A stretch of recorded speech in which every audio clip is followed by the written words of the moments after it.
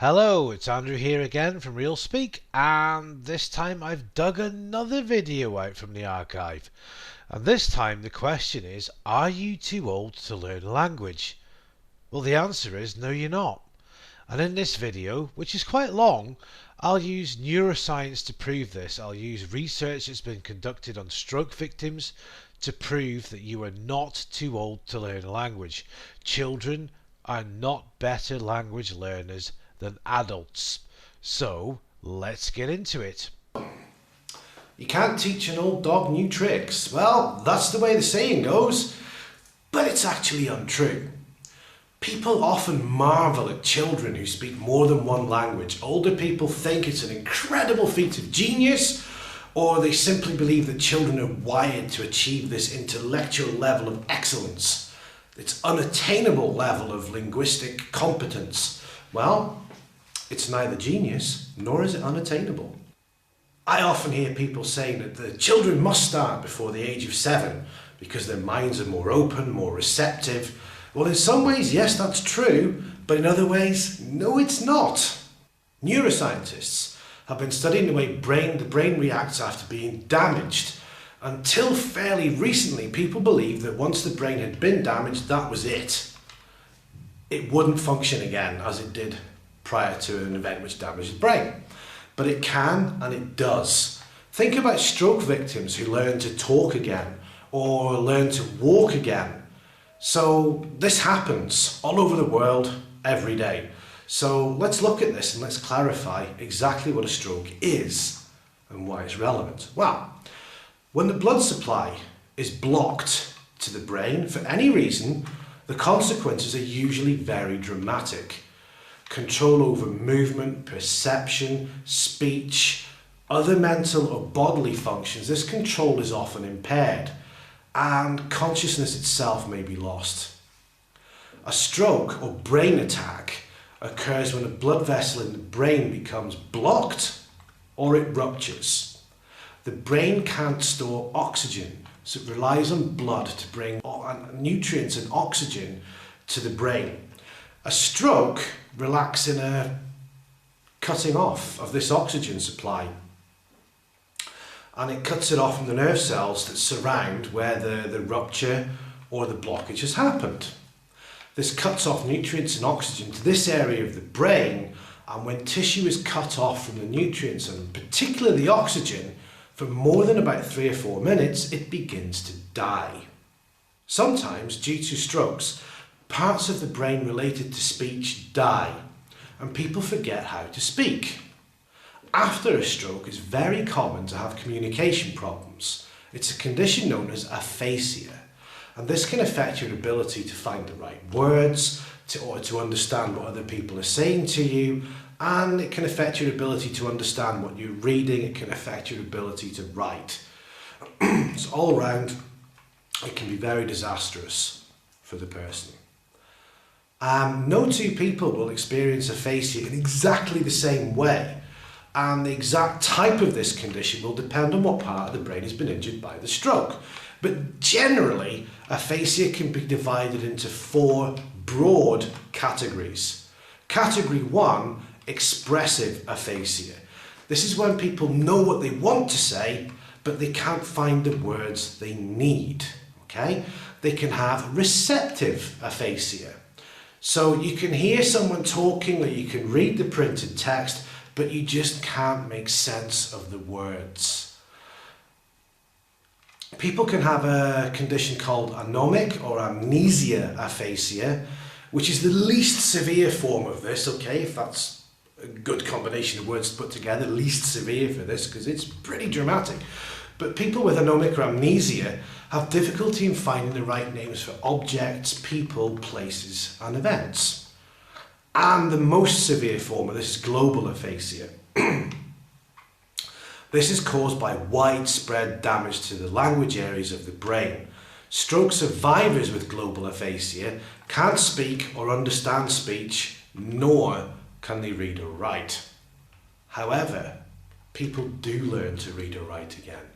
People do learn to understand other people again. People do learn to communicate again after a stroke. This is because recently there have been a lot of wonderful improvements in the way we can treat these people. And scientists in recent years have discovered that the brain's ability to reshape and build new connections, which is also known as neuroplasticity, is quite broad. It allows it to reroute its functions around the damaged areas. So the brain is this malleable, adaptable organ, and it can identify almost that there's an area that's been damaged, and it could be the area connected to language, but it can reroute the synaptic connections, so the connections that allow you to think, to bypass these areas and dedicate perhaps other areas to language, so people can learn these skills again. Now, a lot of these discoveries have been made by marvellous things called magnetic resonance imagery, or MRI scans, that show how the brain reacts and redevelops following brain cell damage or death.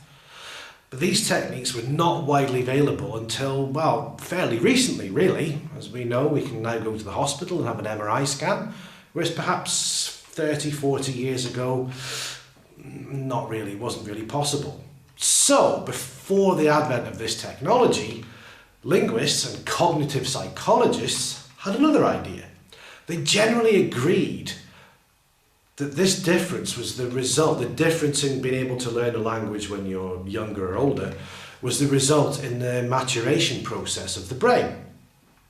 It happens somewhere around the onset of adolescence, resulting in a sharply diminished language learning ability. And they called this the critical period hypothesis, which you may have heard of.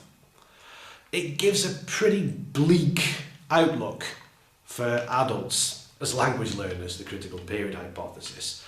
And there's also a popularly held belief that children as second language learners are far superior to adults, and they go through the learning process quicker, they're better at learning, and the outcomes are a lot better too. Well, as we'll see, this may not be the case. Anyway, the critical period hypothesis was popularised by Eric Lenenberg from about 1967 onwards. He's considered as the father of this hypothesis. He popularised the phenomenon. However, before then, back in the 50s, I think 1959 or so, Penfield and Roberts are actually the people who proposed this hypothesis. At the beginning of the studies, these were two neurosurgeons, and they're exploring the neuroscience of language, concluding that it was dominant in the left hemisphere of the brain. And their research was particularly focused on the performance of individuals who had suffered brain damage, rather than on the linguistic performance of normal, unaffected individuals. They also followed Chomsky's statement that no human being is born without any real innate language ability. So we all have this innate language ability in us. That's what Chomsky said, and Penman and Roberts followed on from this theory that children are just born with an internal ability to absorb languages and to learn to speak them. They added, Penfield and Roberts, that up to the age of 9, children can learn 3 languages, and that early childhood exposure to the language activates a kind of reflex in the brain which helps them to switch from one language to another without the need of translation. So they automatically think in different languages without any need for translation. Lenenberg supported this theory from Penfield and Roberts and developed the critical period hypothesis, claiming that the critical period for language acquisition ends around the onset of adolescence. And that after the onset of adolescence, he wrote, learning a first language would be impossible. He accepted Penfield and Roberts' ideas that neurological mechanisms are responsible for the maturation change in language learning, or changes in the ability to learn languages, connecting with the same brain lateralization and using the left hemisphere or the left side of the brain, which was deemed to be the specialized area for language. However, you'll notice there that I said first language. So there's some controversy here, okay? In its original formulation, the evidence for the existence of the critical period hypothesis was based at looking at first language, native language, L1 impaired skills. rather than those connected with people who've learned a second or subsequent languages. So it was all done with L1, not L2 as the second language. So we need to recognise there's a marked contrast between the critical period hypothesis as an issue of continuing dispute in second language acquisition. On the one hand, people see this as an invariable law that's equally applicable to second language acquisition in any context or situation. In fact, the research indicates that the age effects of all kinds depend largely on the actual opportunities for learning which are available within the overall context of the second language acquisition. Particularly, this is relevant to learning situations, notably to the extent which initial exposure is substantial and substantiated. So we need good, prolonged exposure to the second language to learn it effectively. That's what the modern day research concludes, although there's still some argument about these theories. So the critical period hypothesis has been questioned by many researchers in recent years, and the area is still quite controversial. So the evidence for the biological basis of the critical period hypothesis has been challenged, and the argument has been made that differences may reflect psychological and social factors rather than biological factors which may affect child learners. For example, children may be more motivated to learn a second language. Well, more motivated than adults perhaps.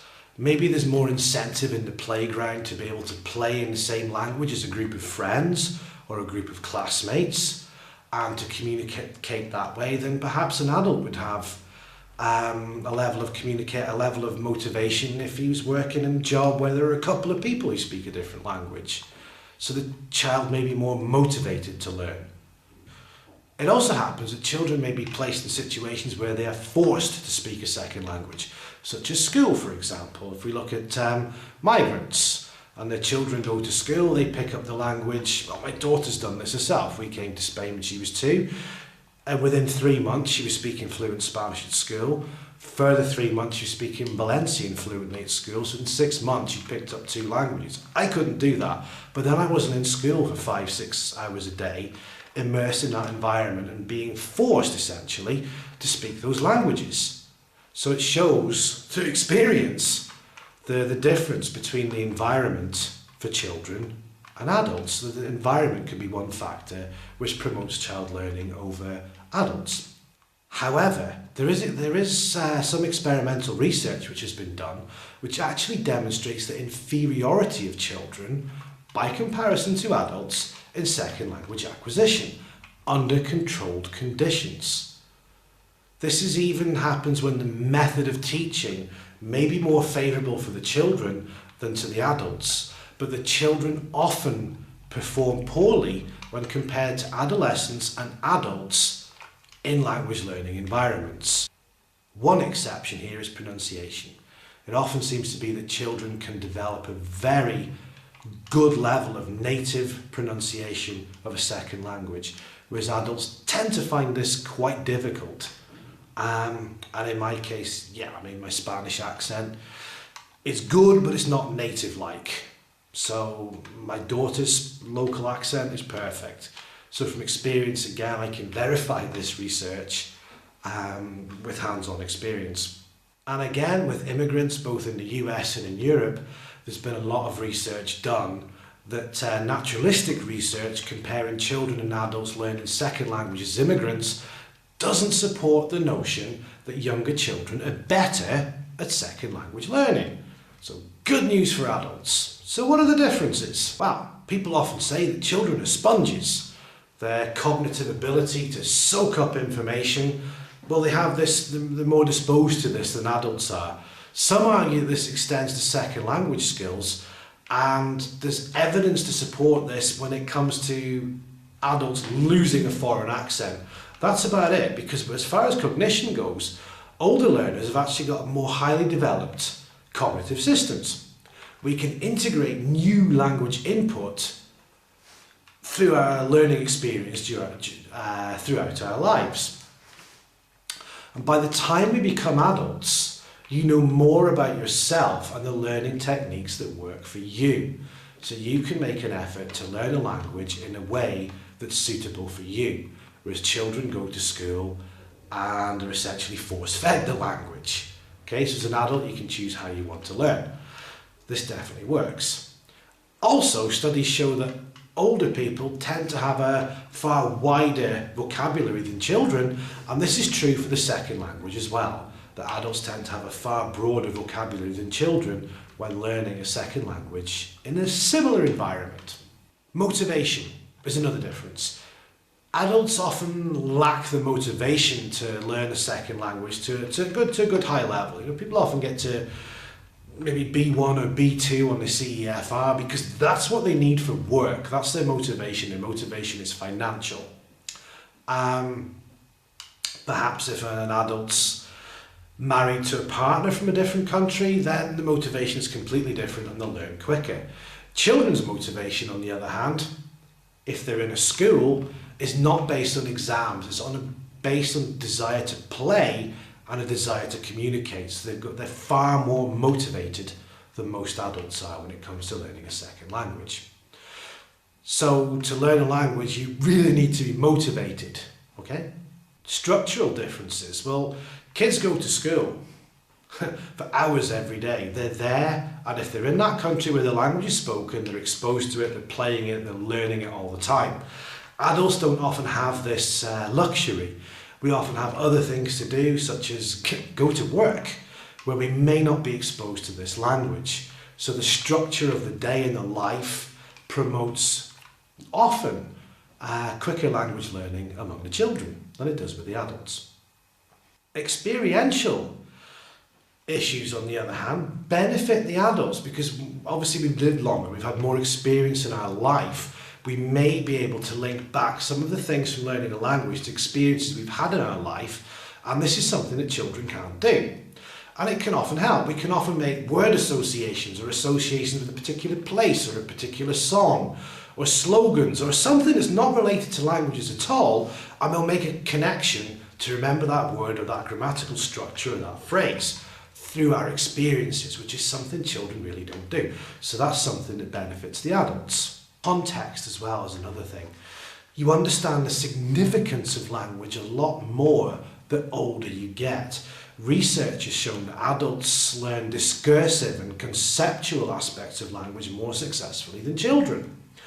Young learners are probably more able to produce grammatically correct structures, native-like pronunciation to a higher level than adults can, but adults can often get these concepts long before children do.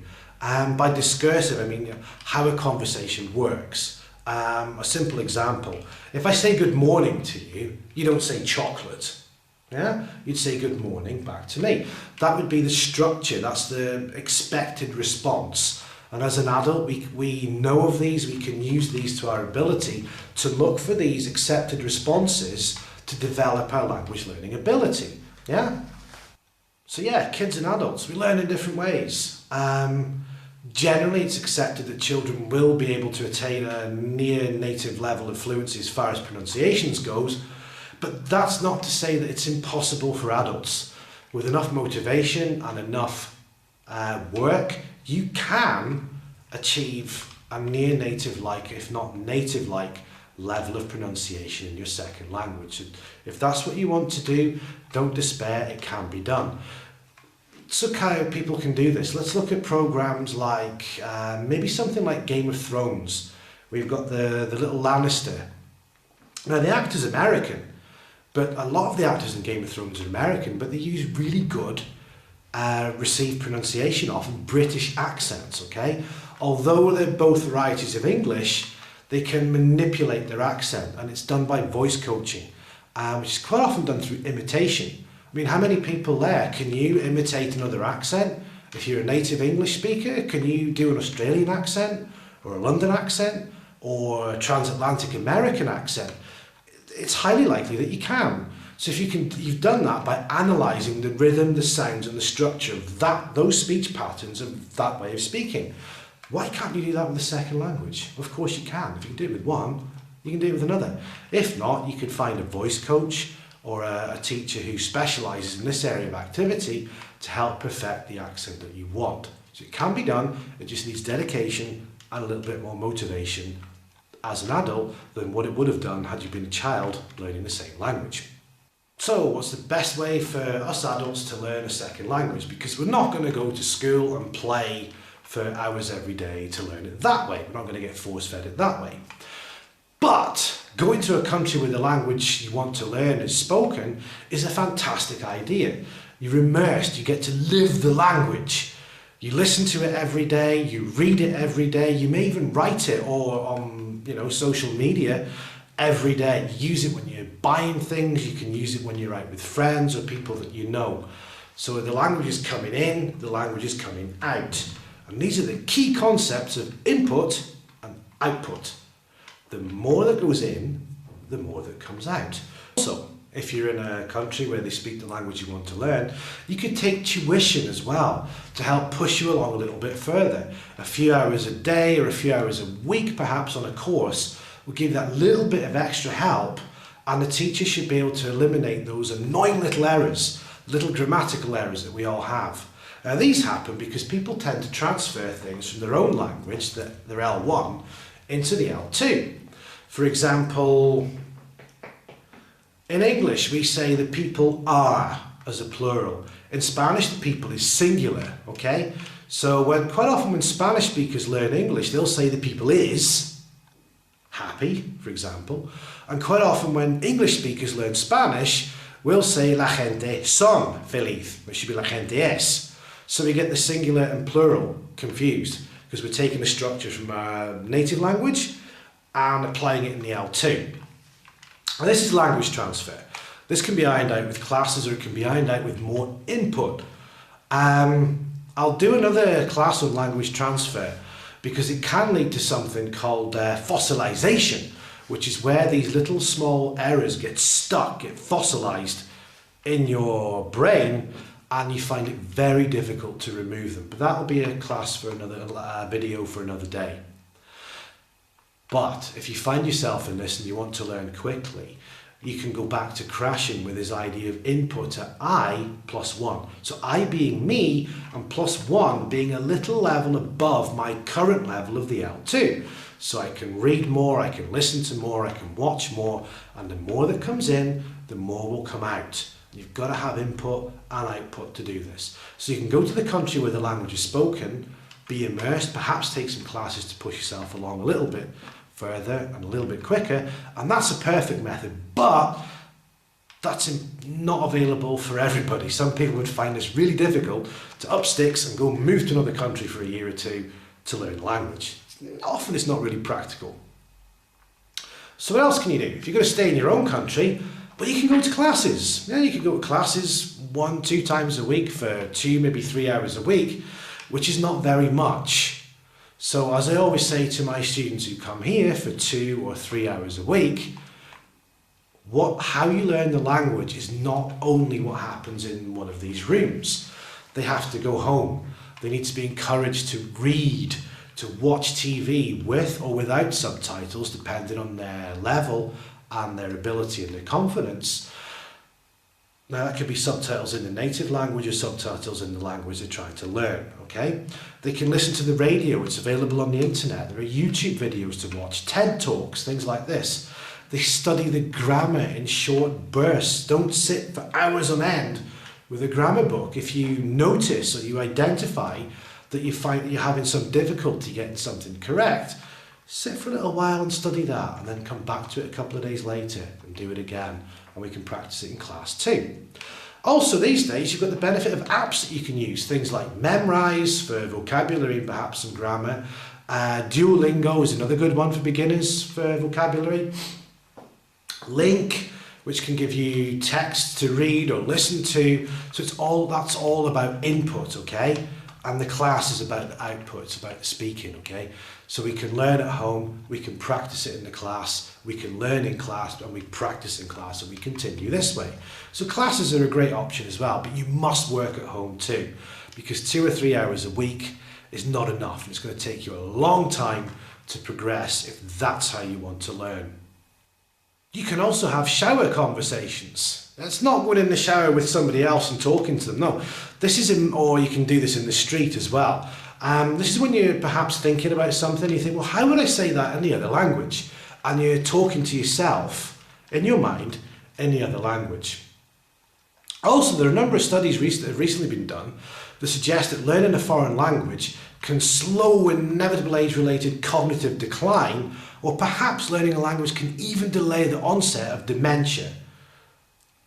This has been studied, a large study was done in Edinburgh, and basically they found that they can delay the onset of dementia by up to 4.5 years by learning another language. So learning a language is really good for you. Also, learning and using foreign languages seem to improve what psychologists and neuroscientists call executive function, which refers to a hypothetical set of mental processes that enable us to vary our thoughts and behaviours from one moment to the next, depending on the task at hand. So it's like exercising your brain. You learn a language, it'll help keep it agile and younger. And also you'll be getting the keys to another culture, another way of life, or simply you won't feel like an illiterate tourist on holiday. So you're never too old to learn a language. There's a whole load of research out there to demonstrate this, and we've proven some of this in this video. There are a lot of people who are adult learners that have reached a very high language proficiency in foreign languages. I'd include myself in that. There are hundreds of thousands of people who've done this. There are hundreds of people on YouTube that have videos about this. And they've learned the language at an older age in childhood or adolescence. So it would appear to me that after all, you can teach an old dog new tricks. Well, I hope you enjoyed that video. If you did, please give it a thumbs up. If you really liked it, well, you can subscribe to the channel. If you thought it was amazing, you can buy me a coffee. Or if you're a language teacher or a language learner and you want some coaching or some lessons or some help, then you can book a class with me. Links are in the description. Thank you very much. See you next time.